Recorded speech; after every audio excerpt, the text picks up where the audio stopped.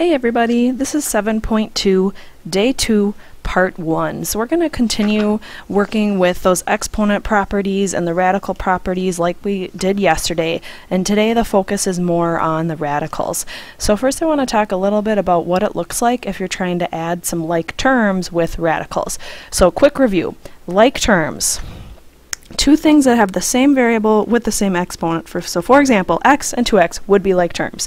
Here's another example. Xy squared and 3xy squared would be like terms. Same variables, same exponents. Also, comment, xy squared and y squared x are like terms because when I multiply, you can write it in any order and you get the same answer.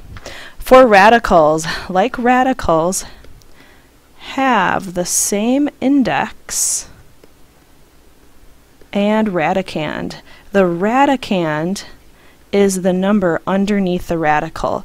So if I said the cubed root of x, 3 is the index and x is the radicand.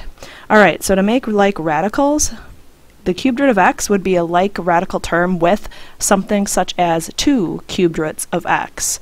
And just like how I could add together x plus 2x, I can add together 1 cubed root of x plus 2 cubed root of x's, and that would equal 3 cubed root of x's total. So like terms with radicals has to have the same index, same radicand, and the number in front might be different. Here's another example. You can also have like radicals if you have a number underneath. So let's say I had 3 fourth roots of 2 plus 4 fourth roots of 2. That would equal 7 fourth roots of 2 total. So you treat the radical just like a variable and you don't change it, only the number in front. When we're adding, when we're multiplying, something different happens, but when we're adding or subtracting, just the number in front changes. You also can have more than one thing underneath the radical. So my last example here, let's say I had the fifth root of 6x. That would be a like radical term with something else that has the fifth root of 6x. As long as this whole part is the same, then I could add or subtract those together. Also, this is kind of weird, but I can have like terms with power statements. So let's say I had 2 to the 1/2 power plus 4 times 2 to the 1/2 power. This is really like 1 2 to the 1/2 powers plus 4 2 to the 1/2 powers, and that would be 5 2 to the 1/2 powers total. So let's do some examples with this. We're going to simplify and we're trying to combine like terms here. So these first few are just like the easy ones I showed you. So here I've got 2 cubed roots of 3, subtract 5 cube roots of 3, and that would be -3 cubed roots of 3 total. Next I've got 8 minus 2, and my quote variable is 6 to the 3/4 power. So that means I've got 6 of those things, those variables. Now in this situation we're just working on adding like terms. So if you left it like that, I would give you full credit, but in this situation, because these both have the same base, technically I could use those exponent properties we learned the other day and add together my exponents. So this is really, if I combine it, 6 to the 7/4 power. Alright, next. Again, if there's nothing in front of a radical for part C here, remember it's really like a 1, just like how x is really 1x. So here I've got 1 of those plus 7 of those, so 8 of those total. Alright, for lots of these problems there's more than one way you could go about doing them. So what I'm going to show you is one possible method, and you could do things in a slightly different order and still get the same answer. So right now what I'm going to do with example D, I'm going to use that property we learned where if it is multiplying inside, if and only if it is multiplying or dividing inside a parentheses, I can distribute the exponents. So now I've got x to the 1/2 power times, and then when I do power to a power, remember I'm multiplying, so 1/4 times 1/2. Okay, that new power is 1/8. And then last but not least, I'm going to combine these by adding the exponents. So 1/2 plus 1/8 when I'm multiplying exponents like this. Looks like I think I'm going to have 4/8 plus 1/8, so my final answer is x to the 5/8 power. Next problem. When I have that fourth root like that, I can split this up. And by the way, some of these are not like term problems, just different, I guess D and E I just kind of threw in here for extra practice. I can split up this, remember, the root with a fraction underneath. And what's happening here is that a fourth root is the same thing as a 1/4 exponent. So really, I have this on top, and I have this on bottom. And then you can multiply your exponents. And here, 8 times 1/4 is 2, and on bottom, 4 times 1/4 is 1. All right. So F, G, H, and I are all more combined like term problems. And then I want to tell you that they're not always going to make it super easy like A, B, and C were. For these ones, we're trying to combine like terms, but I do not have the same radicand. Remember, radicand is the number underneath. I don't have the same radicand. So what that usually means is I need to do some sort of simplifying, and most likely I will get to the same radicand after I simplify. The book has created these problems so that they work out nicely. So the first thing you want to do is use that upside down division we learned and go ahead and simplify the cubed root of 16. So I'm going to go through, remember, divide by a prime number. Don't have to start with the lowest, but in this case I'm going to start with 2. I'm going to keep dividing, and then I have a cubed root, so I need a group of 3 to put 1 in front, and then I have 2 left over, so I've got a 2 underneath the radical still. And voila, now they are like terms. And remember, if there's nothing in front of this radical here, it's really a 1. So now I've got 2 subtract 1, so I have 1 cubed roots of 2, or just cubed roots of 2.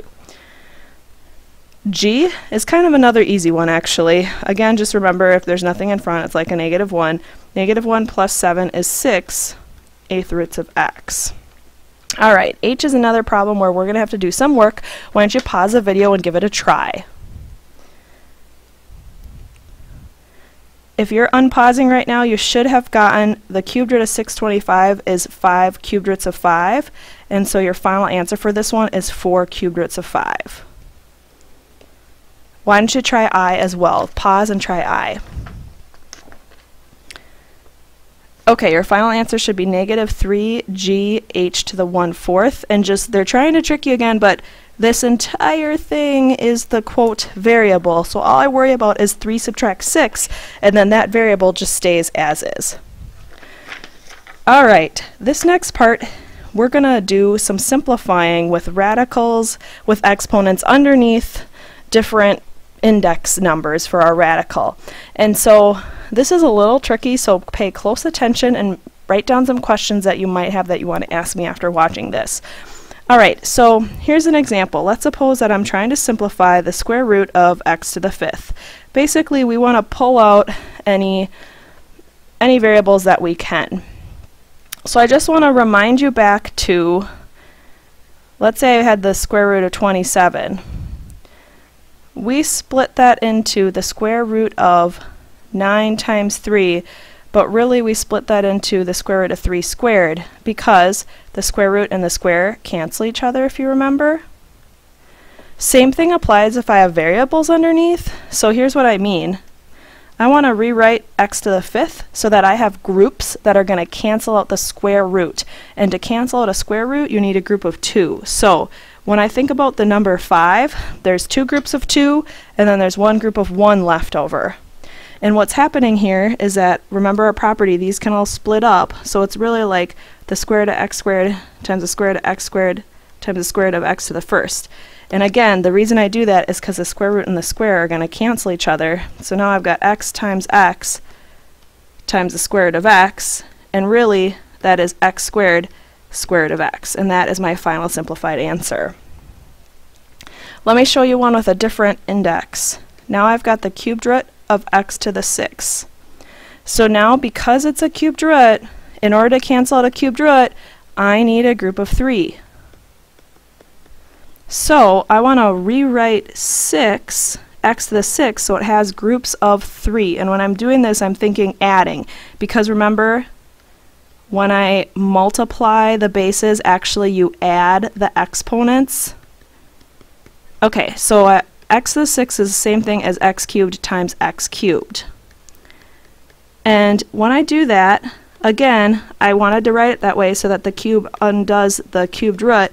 That's just x times x, so my final answer for that one is just x squared. There's nothing left over underneath. We'll do one more and then we'll do some more complicated ones. This time I've got the fourth root of x to the seventh. And so again, whatever the index is, that's the group size you're looking for. And so now I'm looking for groups of 4. So I'm going to go like this. 7 is 4 plus 3. All right. If you think about this part, that's just going to be x. And this part here is going to be left with x cubed underneath the fourth root. And now there is a shortcut that you can take, and I'll try to say that as we go along. Some of you may already can see what the shortcut is. But let's do some more complicated problems. So we're going to get problems similar to this, only we're also going to have numbers underneath. So when I try to simplify this, for the numbers, do the same thing you normally would. And actually this first example, I just took the first example we did earlier and just put a 25 under there. So this part, the square root of x to the fifth, that's what we just did up there. So that we found out was x squared square root of x. And I wanted to show you that the number part do separately and do the normal rule. So usually you do upside down division and go through it. We know the square root of 25 though anyways, so we can just say that is 5. And usually you write it in this order with your number in front, then the variable, then the square root, and then you'd put a number, and then the square, and then the variable, and so on. All right, let's do part B. So again, split it up so that the number is going to be separate. And so I want to think about what goes into 8. I can divide by 2, and because I'm taking a square root, I'm looking for groups of 2. So I've got a 2 I can put in front, and then I'm going to have a 2 left over. And again, the numbers always go first, and then the variables come afterwards, so I'll leave some space. All right, now I got to split up the square root of x cubed and the square root of y to the 6. So again, I'm doing a square root, so I'm looking for groups of 2. So it looks like I'm going to have one group of 2 that I can cancel with the square root and one left over for the x's. For the y's, it looks like I have 3 different groups of 2, and when I pull out 3 groups of 2, I don't have anything left over, so 2xy cubed square root of 2x is the answer. And now maybe some of you are seeing a shortcut here. The shortcut is, and you don't have to use a shortcut, you can always write it out if you want to, but if you look at this, whatever this power is, you basically divide it, so 3 divided by 2 is 1, with a remainder of 1. So however many times it divides is the outside exponent, the remainder is the inside exponent. So let's look at the y's. 6 divided by 2 is 3, outside exponent. No remainder, that was the inside exponent, but we didn't write it down because there was nothing. I'll apply that shortcut to the part C so you can see how it works a little better. And again, if the shortcut is really confusing you, you don't have to use it. It's optional. All right. Let me do the numbers first again though quick. So I'm trying to figure out the square root of 32. I'm going to be looking for groups of 2 again, but I'm going to go through my upside down division. Alright, I've got 2 different groups of 2 that go in front, and then it looks like I've got 1, 2 left, so that'll go underneath. Alright. So let's use that shortcut and I'll say more. So again, the index right now is 2. So I'll look at my a to the 8th first. Here's what I'm doing. 8 divided by 2 is 4, so that's my outside exponent. And then there's a remainder of 0 when I do 8 divided by 2, so there's nothing underneath. For the b's, 2 divided by 2 is 1. There's no remainder, so there's nothing underneath. For the c's, 7 divided by 2 is 3. And then there's 1 left over, so I'll put 1 underneath. So let me write this a little bit nicer.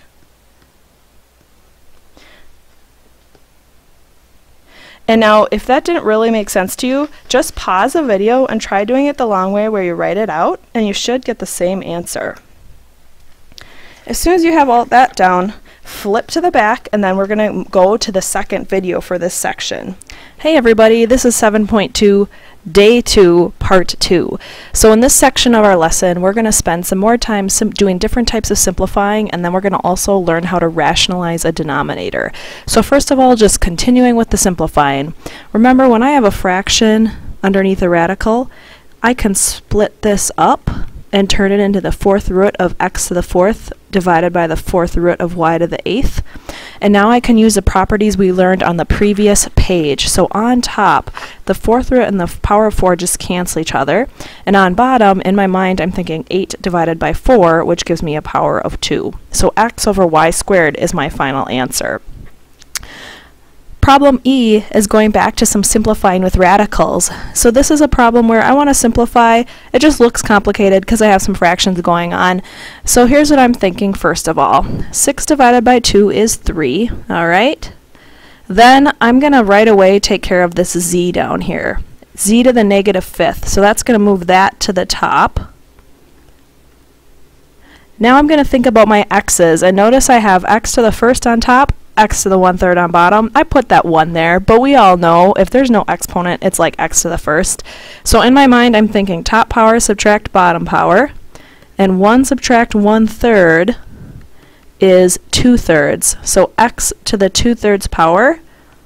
And then, you know what? My y has nobody to combine with, so y to the 1/2, and there doesn't actually end up being anything left on bottom. So 3 z to the 5th, x to the 2/3, y to the 1/2 is my final answer. Alright, let's look at F. And you know, let me tell you, at any point during this video, you can just pause and try these on your own first and then come back and watch to see if you did it correctly. But for part F, I'm just going to right away start thinking about simplifying. So the first thing I'm thinking about is the a's. I've got the fifth root of a to the 5th. Well, that cancels out and I'm left with a in front. And by the way, I didn't touch the 5 yet. If I try to do upside down division on 5, nothing happens. So that can't be simplified at all. So I know that that 5 is just going to be underneath the radical for my final answer. Now I'm going to look at my b's. So I've got the fifth root of b to the 9th. And I'm going to use that shortcut I taught you where we're going to do the inside divided by the outside. So in my mind I'm thinking, okay, 9 divided by 5. It goes into there once, with 4 left over. So I've got b to the first outside and b to the 4th inside. And another way you can think about it, remember, if you want to, just write it out a little bit longer hand, and I get b to the 5th times b to the 4th, because 5 plus 4 is 9. And then I can think about it like this. So that fifth root of b to the 5th cancels out to be b, and then that part stays underneath. Alright, my c's are next. I've got the fifth root of c to the 13th power. For this one, in my mind, again, I'm looking for groups of 5. So if you want to, you can write it out like this with groups of 5, or you can think 13 divided by 5. So whichever way you do it, there's 2 sets that can be pulled out, so I'll say c squared outside, and then there's c cubed left underneath that can't be simplified. And remember, you know you're done when the inside power is smaller than the outside root. This is my final answer. Moving right along, part G. So here's what's happening with part G. I'm going to split this up into cubed root of x divided by the cubed root of y to the 7th. On top, I'll just leave that cubed root of x. On bottom, I'm thinking in my mind 7 divided by 3, or I can think y cubed, y to the 1st, because 3 plus 1 is 7. And either way, I end up with y squared outside, and I end up with the cubed root of y underneath. And by the way, this is not fully simplified, but we're actually going to learn about how to make it fully simplified in example 6. So for now, we're just going to leave that one as is and say that's our final answer. Alright, H is going back to that easy problem where if I've got the same exact variable, I can just subtract them. So negative 5xy to the 1/3 is my final answer for H.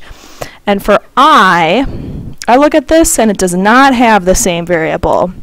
Now, if that situation happens, most likely your textbook is just trying to make you think a little bit. So we're going to take this and simplify it, and we can almost guarantee it's going to end up being the same as this variable when we're done. And actually, you know what, now that I think about it, I notice that I have an x to the 5th underneath that cubed root, so that means that can also be simplified.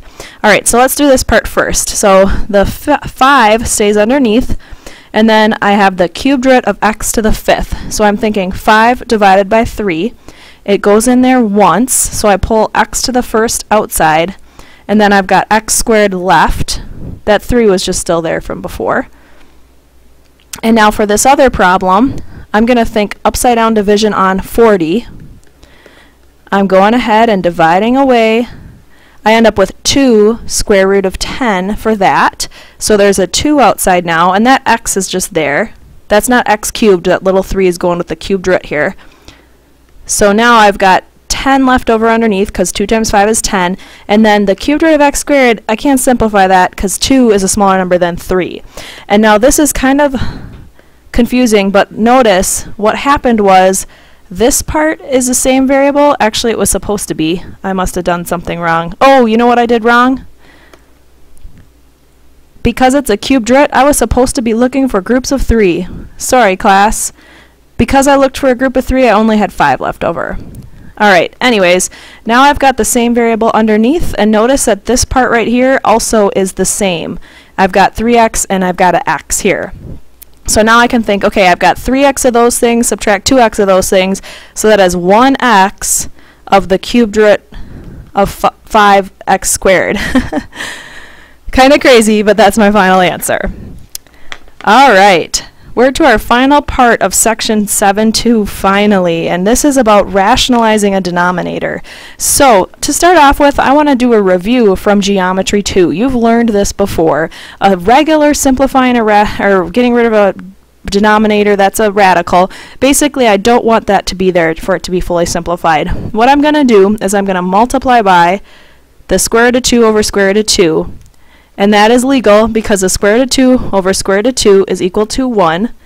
So really I'm not changing the value because anything times 1 is just itself, but this will let me change how it looks. So now that I'm thinking this, I'm going to multiply straight across. So 1 times the square root of 2 is square root of 2. And then on bottom, square root of 2 times square root of 2 is square root of 4, but that's a square root we know. So the shortcut is, if I know I'm square rooting this, that times that's going to just be 2. It works the same way, but a little bit different when I've got a cubed root or a fourth root. So that's kind of the new thing that we're learning in today's lesson. So when I look at this, part B, I've got a cubed root of x. So the thing is, in order to cancel out a cubed root, I need x to the 3rd power. So instead of just doing a single cubed root of x, I'm going to need 2 different cubed root of x's in order to make it x times x times x, which is x cubed. So right now I've got x times x times x is x cubed on bottom, so the cubed root of x cubed. On top I've got 4 times the cubed root, and then x times x is x squared. So what this does for us is that the cubed root and the cube cancel each other, and so I'm left with 4 cubed roots of x squared divided by x. And again, my whole goal is to make it so that there's no radical on bottom.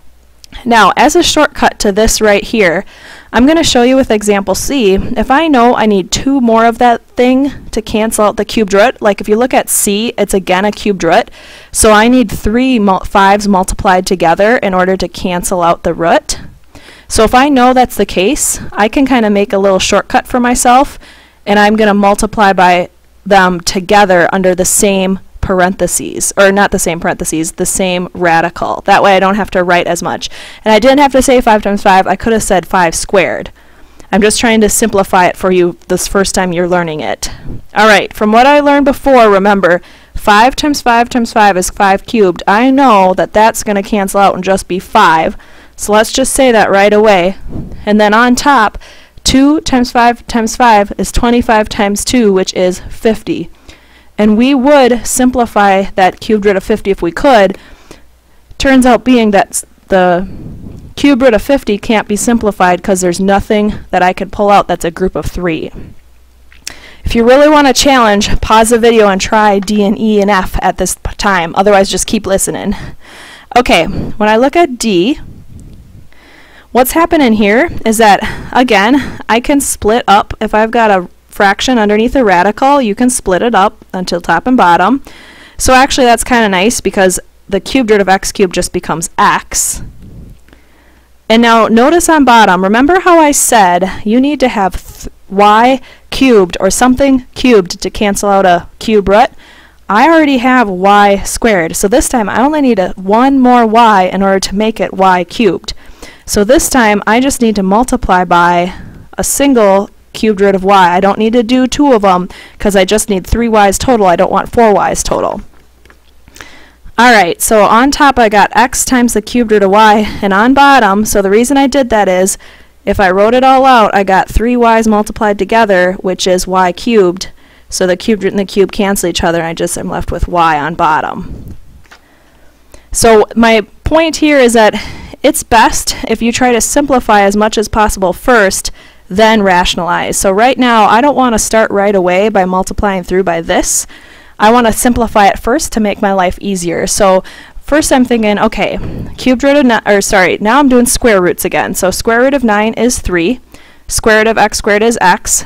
Square root of y can't be simplified. On bottom, square root of 32 we don't know, so I'm going to do some upside down division action.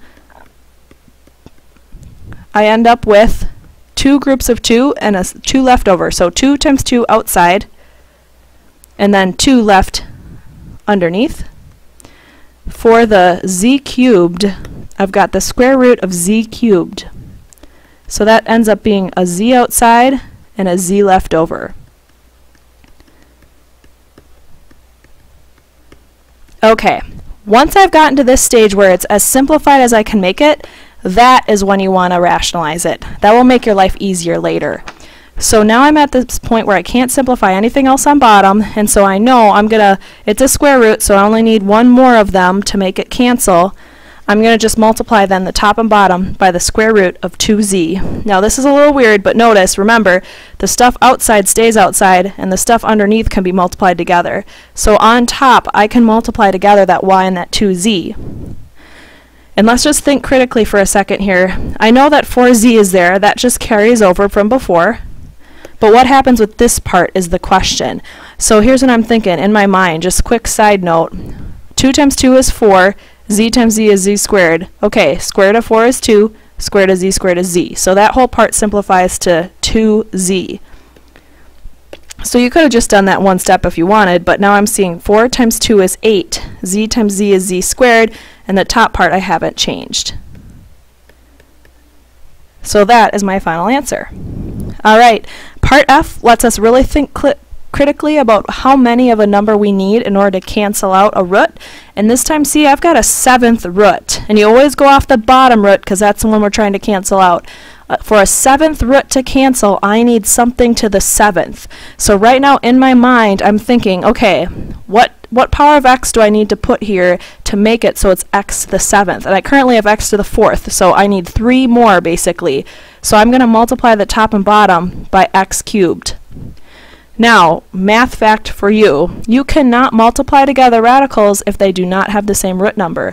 So I have the 5th root of x cubed times the 7th root of x cubed, and those actually can't be multiplied. But on bottom, that whole thing ends up being the 7th root of x cubed like I wanted it to, because now it's just x on bottom.